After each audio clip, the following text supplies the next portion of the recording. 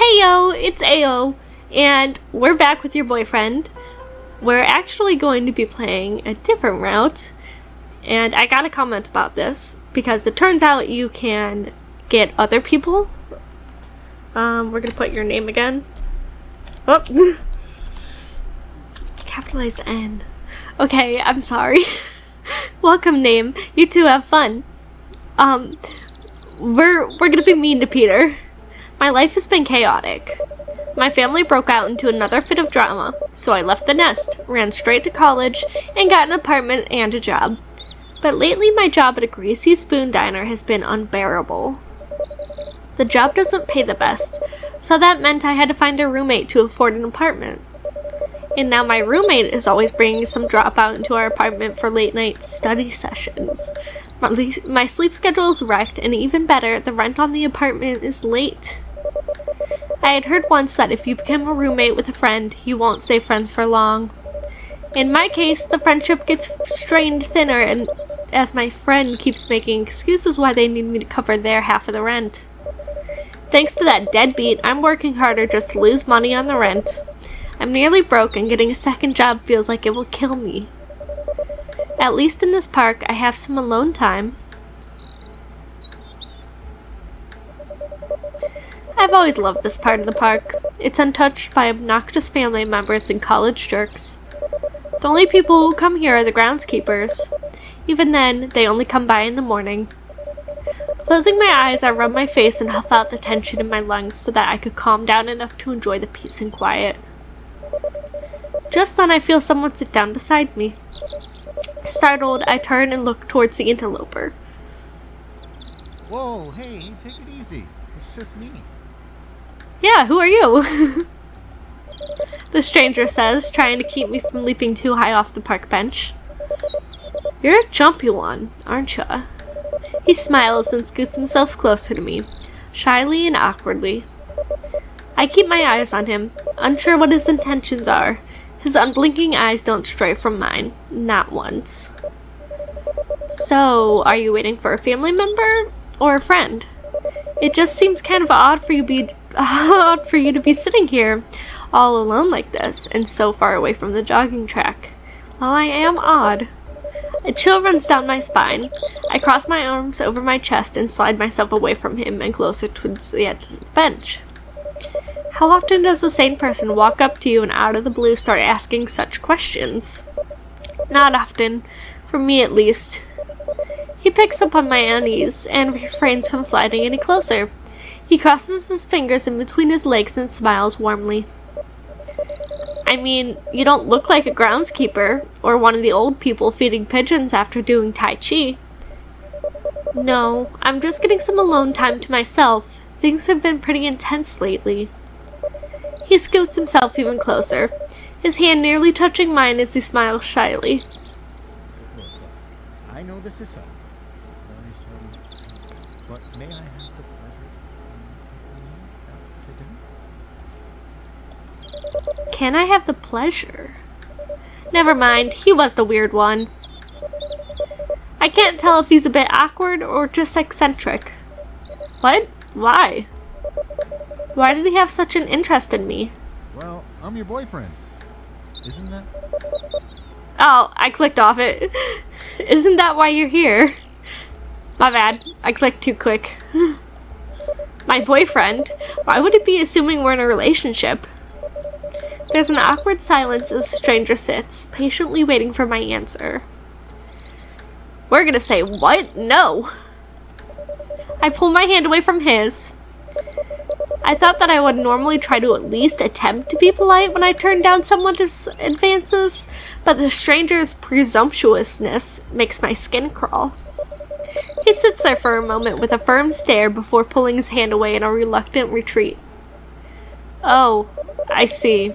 I think that I'm getting mixed messages from you. I mean, it doesn't make much sense for you to come here and then not want me. I stand up from the bench and turn to leave. Hopefully I can get back to the more frequented parts of the park before any other creeps crawl up from under the rocks and bushes. Where are you going? He stares back at me from the bench, but I can't read his expression. It It's a tempest of mixed emotions, and none of them are as positive or playfully awkward as when I first met him. It's getting late. I'm going to head home. I lied. I glance over my shoulder to find the nearest path out of the park into the nearest public street. Oh, well, maybe I could walk you home then.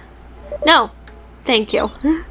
Look, it's nothing personal, but you're coming off as kind of creepy. I'm not really that comfortable around you. He rubs his arm awkwardly. Creepy? But Sorry, I have to go. I cut him off and start walking away, occasionally looking over my shoulder. I don't want him creeping up on me while my back was turned. He never moves. He just sits there with a forlorn look on his face and stares quietly at the ground. Oh, he's upset. We upset him. I wander around the city a bit more, visiting places I normally wouldn't visit. Yeah, I've never seen this part before. Ooh, look at all the people. Ugh, my paranoia has got me looking over my shoulder, wondering if he might still be lurking somewhere behind me. I don't know. Maybe I'm overthinking things. But who knows? Some guy who presumes that he's your boyfriend before either of you even know each other's names is probably not the most psychologically healthiest of people, are they? Probably not. Yeah, that's creepy enough to warrant him to get my cold shoulder. Still, the way I left him behind like that was making me feel like maybe I was a jerk. No.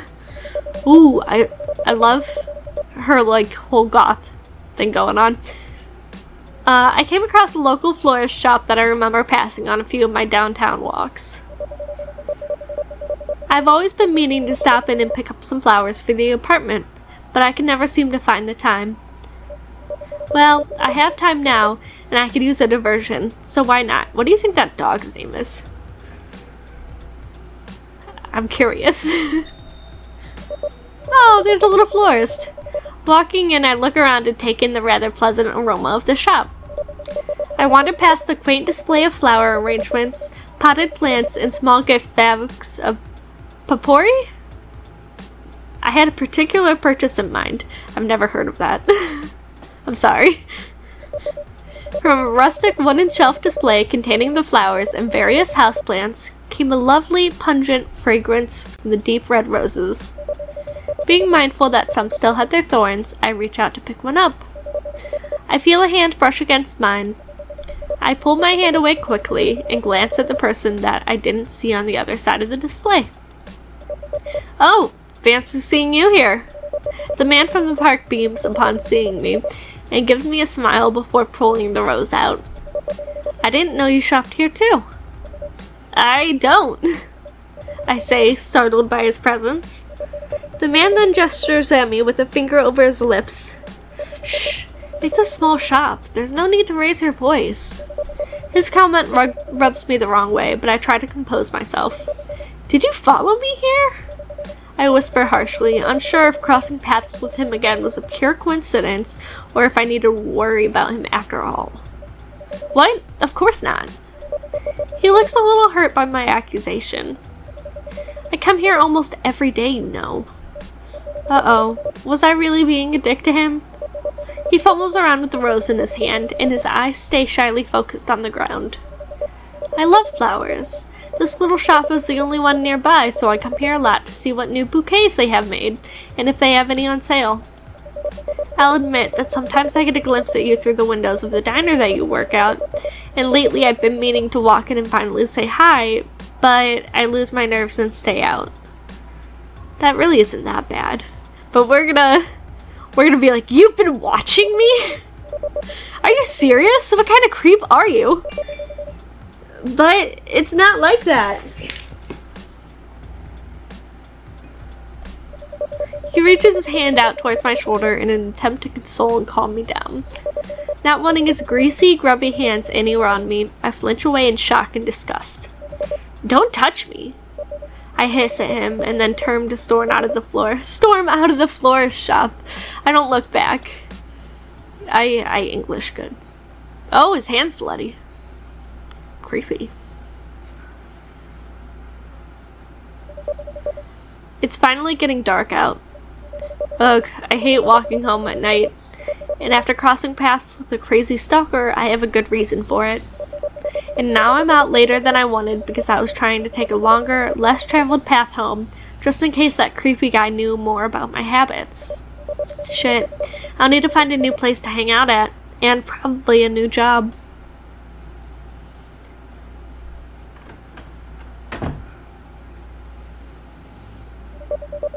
I stormed into the apartment and slammed the door behind me, before doing another full body shudder. I heard the rummaging sound of my roommates and their study partner in the kitchen come to an abrupt silence after I unceremoniously arrived home. Jesus, you're using big words here. I raced to my bedroom. They have a habit of walking around naked after their study sessions, and I don't even want to see if they were dressed this time. Fair enough. Oh, they turned the light on this time. I flop in my room. I flop down on my bed and muffle a frustrated scream with my pillow. Oh my god, I can't speak. After a moment, I roll over on my back and stare up at the ceiling, trying to forget about my day, trying to forget about him. Before I fall asleep from sheer exhaustion, my last thought was a simple wish. Man, I hope I never see that weirdo again. Well, he's watching you. There he is. Okay, that was the end of day 1. I'm gonna try not to stumble my words when I do day 2 and day 3, but no promises. Anyway, yeah, we're doing the mean path. Someone told me that you could actually get different bodies in day 3 in that bag. So we're gonna see what we get. I don't know if we could get Lucy or TK. We'll probably find out soon. But anyway, that's the end of day 1. Thanks for watching. See ya!